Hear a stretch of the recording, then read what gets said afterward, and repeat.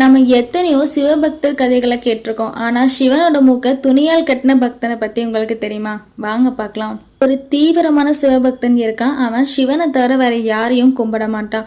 அது மட்டும் இல்லாம ஒரு நாள் கூட தவறாம பூஜை புனஸ்காரம் எல்லாமே செய்வான். இப்படியே பல வருடங்கள் செஞ்சுட்டு வரான். ஆனா அவனுக்கு ஒரு வருத்தம், நம்ம இவ்வளோ செய்யறமே, சிவன் ஒரு தடவை கூட நமக்கு வந்து காட்சி அளிக்கலையே. ஆனா இந்த வருத்தம் காலப்போக்குல ஒரு கோபமா மாறுது.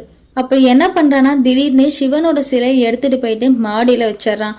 உடனே பெருமாளை கும்பிட ஆரம்பிக்கிறான். இப்ப பெருமாளை கும்பிடும் போது பத்தியும் சாம்பிராணியும் வீடு ஃபுல்லா காட்டிட்டு வரான். அப்ப அவனுக்கு தோணுது, சிவனுக்கு வாசனையா கூட இந்த பத்தியும் சாம்பிராணியும் போகக்கூடாதுன்னு கோபத்துல சிவனோட மூக்க போய் கட்டுறான். கட்டின உடனே சிவன் காட்சி அளிக்கிறாரு. இதை பார்த்ததான் அவனுக்கு ஒரே அதிர்ச்சி. அவன் கேட்குறான், இவ்வளோ நாள் நான் பூஜை எல்லாமே பண்ணனே, அப்போ வந்து நீ காட்சி அளிக்கல, இப்போ ஏன் வரேன்னு கேட்குறான். அப்போ சிவன் சொல்றாரு, ஆமா, இவ்வளோ நாள் தொடர்ந்து ஒரு நாள் கூட விடாம நீ எனக்கு பூஜை பண்ண. ஆனா நான் இந்த சிலையில தான் இருக்கேன், நீ அப்போ ஒரு நாள் கூட நம்பல. இப்போ நான் சிலையில தான் இருக்கேன்னு நினைச்சு நீ வந்து என் மூக்கு கட்டினேன். உன் நம்பிக்கை பொய்யாயிடக்கூடாதுன்னு தான் நான் வந்தேன்னு சொல்றாரு. இந்த கதை உங்களுக்கு பிடிச்சிருந்தா லைக் பண்ணுங்க, ரொம்ப பிடிச்சிருந்தா சப்ஸ்கிரைப் பண்ணுங்க.